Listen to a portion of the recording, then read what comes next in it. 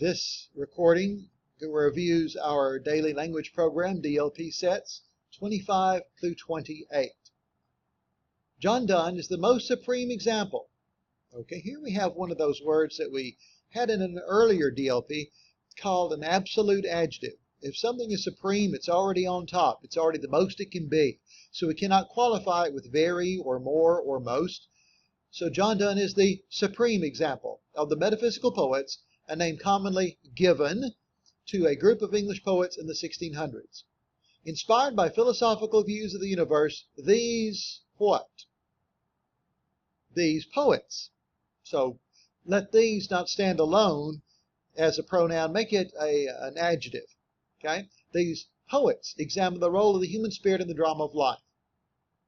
As a young man, Donne delighted in the composition of love poems. Okay, so we could put a semicolon there and start a new sentence. Religious poetry was the interest he turned to in later life. Well, to make it active, in later life he turned to religious poetry. In both types of poems, Donne showed the same exact, that's a common expression, but it means the same thing. So he showed the same intensity and wit, using elaborate and fanciful comparisons called conceits. Number 26, Dangling Modifier here. A master at blending thought and emotion, Donne's forceful language has the quality of everyday speech. Well, language is not a master at anything. We are as people. And so we might say, a master at blending thought and emotion, comma, Donne used forceful language with the quality of everyday speech. In his 40s, John Donne became an Anglican priest. Anglican needs to be capitalized. And his sermons, magnificent performances, attracted huge crowds. Largely ignored for almost 300 years, the work of Donne was rediscovered, no hyphen here, in the 20th century.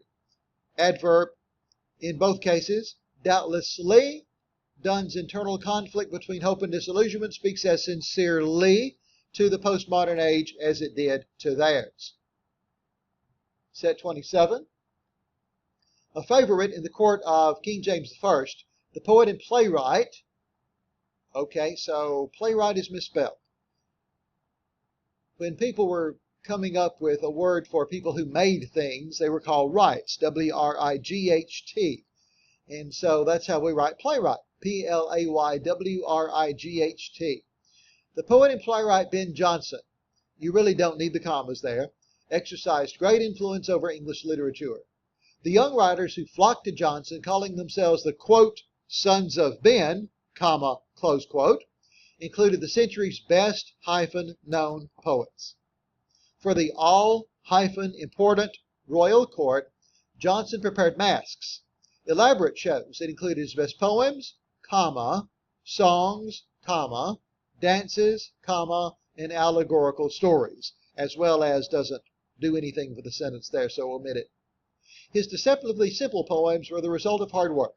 Of Song to Celia, he claimed that he had sweated it into shape. Now, that's a direct quotation from him. So, quote, sweated it into shape, period, close quote. Number 28. Robert Herrick was a minister. He was influenced by Ben Jonson. He took England's lush countryside as a subject. So we're going to try to subordinate as much as we can here. Let's see how we can do that. Taking England's lush countryside as a subject, comma, Robert Herrick was a minister influenced by Ben Jonson. So that's one way to do it. You could switch it around the other way too. Herrick, comma, who never married, comma, for our adjective clause in the middle, penned sincere love poems addressing them, it's plural, them to ladies, and then no comma, who may not have been real. If we put a comma there after ladies, it means there's no such thing as women. And so what we're doing, he addressed it to imaginary ladies. You could say that too. Not as other faithful cavaliers. We need a prepositional phrase here. So like is our preposition. Like other faithful cavaliers, comma. Richard Lovelace spent his personal fortune and many years in prison in support of King Charles. And then our title. Most major words in a title are capitalized, so capitalize going. To Lucasta on going to the wars exemplifies his principal theme. Now principal, meaning the main one, whether it's the principal of a school or a main idea, is PAL. His principal theme. loyalty and love and war. The comma's not very bad right there. You can get away with it. A colon would be a little bit better. So that concludes this set.